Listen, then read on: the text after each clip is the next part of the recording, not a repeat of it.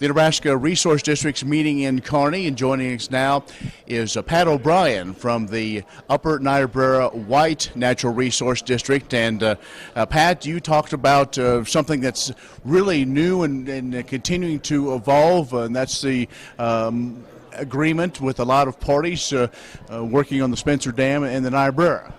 Yeah, 2 weeks ago we had a little signing at Husker Harvest Days where a memorandum of understanding was entered into with the Nebraska Public Power District, the Game and Parks Commission, and 5 Natural Resource District to acquire water rights at Spencer Dam to allow for greater management of water within the basin by the districts and the Game and Parks Commission. So with this happening, was it more of a better use of water, or a utilization of whatever infrastructure was left in Spencer? How did this get started? Well, several lawsuits have been kicked around over the years on how to best manage water, and everybody has their own idea on how to do it. Getting together and trying to collaboratively work to manage water within the basin and create some flexibility was probably the forefront of this. With that water right at Spencer, it's 365 days a year, it's for manufacturing, so it created some, this will create some management flexibility for us in the future. All right. Everybody knows the Niobrara. It's kind of the jewel of Nebraska, and everybody has had their own idea of how to kind of manage it, who should, who shouldn't be on it, what role agriculture plays, what role of just sheer management. So with this being, I guess, said, done, the role of the NRD is now what with this project?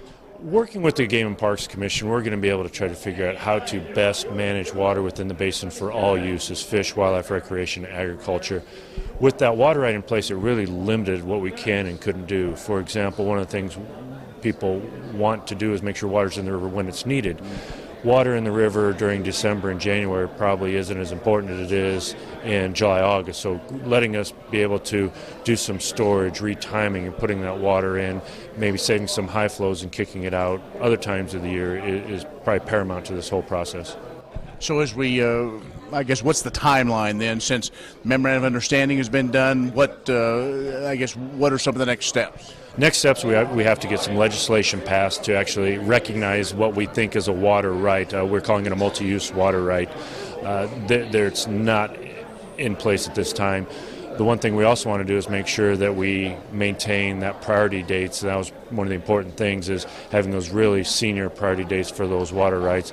And then the preference, being able to use the preference of manufacturing so we can subordinate back to our agriculture users and our domestic users.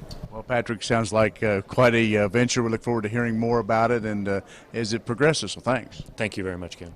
Patrick O'Brien, who is the manager of the Upper Niobrara White Natural Resource District. We're talking about this new agreement on the Niobrara River. In Kearney, that's the Ag View. I'm Ken Rogers.